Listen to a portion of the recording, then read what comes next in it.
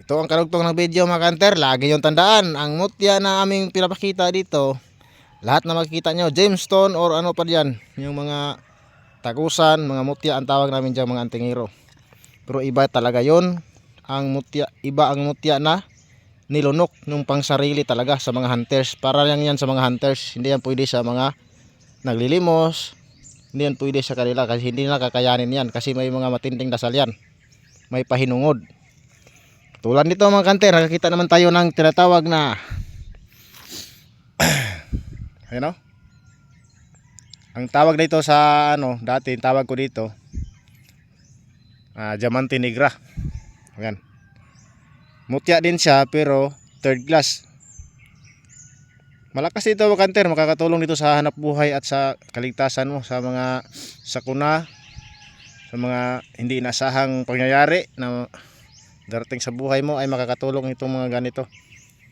Kasi may mga bisa ang mga ganitong bato. Hindi nga lang first class. Diba yung first class? Kasi nasa katawan mo talaga yon, nilunok mo na. Yung tinatawag na tuga or pamana. Kita nyo ba to? Wala natin ilaw. Flashlight.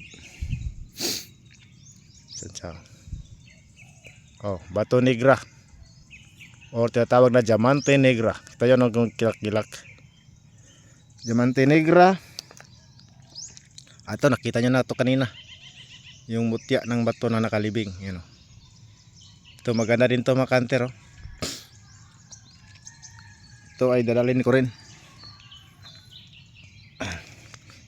At yung mga crispy kong bato, maganda din yun.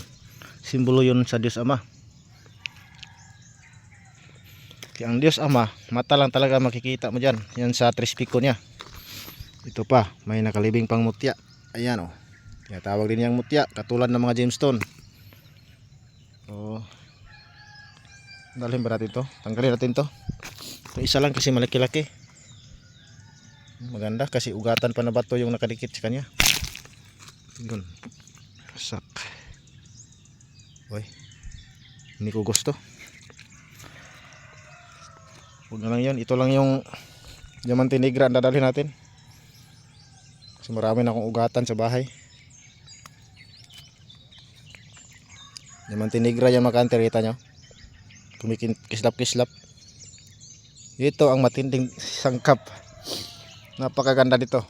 Yan, hindi na ako sisungaling sa inyo ha. Sinasabi ko na katotohanan sa mga mutya. Dalawang klase ang mutya.